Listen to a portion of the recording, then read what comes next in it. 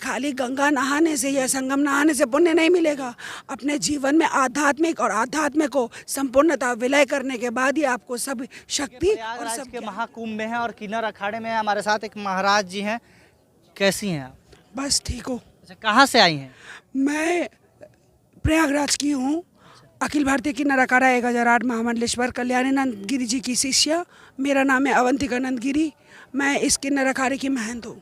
अच्छा, कब से प्रयागराज में? प्रयागराज में आज 9 साल से हूँ। 9 साल से? अच्छा, कितने वर्ष की उम्र में आप साध्वी जीवन को व्यतीत करने लगी, ग्रहण की?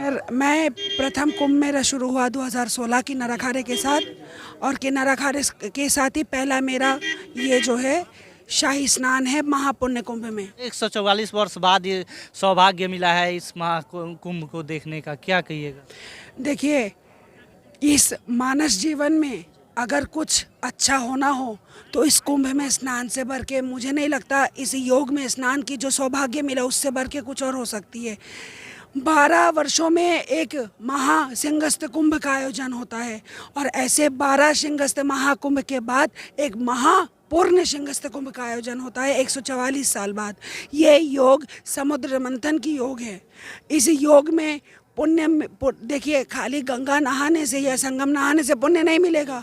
अपने जीवन में आध्यात्मिक और आध्यात्म को संपूर्णता विलय करने के बाद ही आपको सब शक्ति और सब ज्ञान की प्राप्ति होगी। तो इससे बड़ा अच्छा योग कोई हो ही नहीं सकता जी।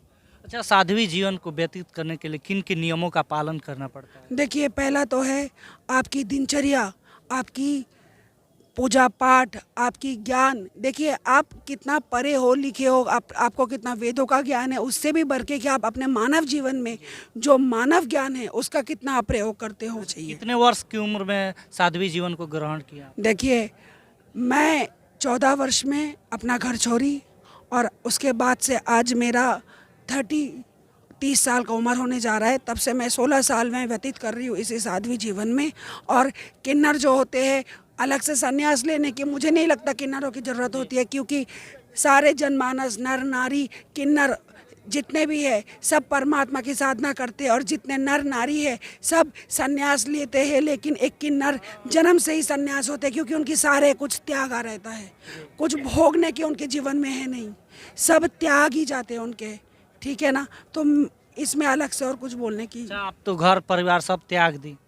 हाँ, सब कुछ त्याग दी, घर परिवार, लेकिन मानसिक शारीरिक रूप से त्यागी हो, मानसिक रूप से त्यागना मुश्किल है। क्योंकि देखिए, जो आपको जन्म दिया, अगर आप उनके बारे में जानते हो तो जब तक वो है इस धरती पे तब तक आपका फर्ज बनता है कि आप उनका भरण पोषण करें। तो वो दायित्व मुझ पे है, बाकी संसार की कोई दायित्व मुझ में नहीं है। माता पिता से बात होती है? बातचीत सभी माता पिता से बातचीत करना चाहिए, क्योंकि उनके बुढ़ापे का सहारा उनकी संतान होती है। जितना मैंने संन्यास ले ली, लेकिन उनके हर एक चीज़ का, दवाई से लेके, कपड़े से लेके, भोजन से लेके, सब कुछ मेरी जिम्मेदारी है। तो मुझे तो बातचीत करनी होगी। अच्छा, सारा जिम्मेदारी की पूर्ति करती हैं आप? जिम्मेदारी की पूर्ति हम नहीं करते, करने वाले परमात्मा भोलेनाथ है, महाकाल है, उनके द्वारा सब पूर्ति हो जाती है। जो लोग महाकुंभ में आना चाहते हैं, क्या कहिएगा, क्या संदेश दीजिएगा उन लोगों को? महाकुंभ में आने से पहले तो ये बात निश्चय कर लीजिए कि आप पूरे विश्व के एक ऐसी स्थान पे आप आ रहे हो, प्रयागराज में, तीर्थराज प्रयाग में, जहाँ पे विश्व का सबसे बड़ा धर्म योग और धर्म जो मेला है वो सबसे बड़ी मेला लगने जा रहा है। वर्ल्ड के बिगेस्ट रिलीजियस गैदरिंग है ये। यहाँ आने से पहले आप मानसिक रूप से और शारीरिक रूप से अच्छे से प्रिपेयर होइए, उसके बाद कुंभ में आएंगे।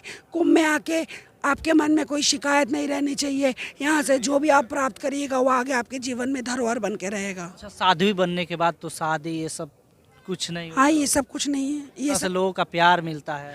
देखिए, जैसे मेरे माता पिता मुझे प्यार करते हैं, गलती करने पर डांटते हैं, ये समाज भी मेरी माता पिता है, वैसे ही वो हमें गलती करने पर डांटते भी है और अच्छे कर्म करने पर सराहना भी करते हैं। अच्छा, जो लोग देख रहे हैं, क्या आशीर्वाद दीजिएगा सनातन धर्म के लिए?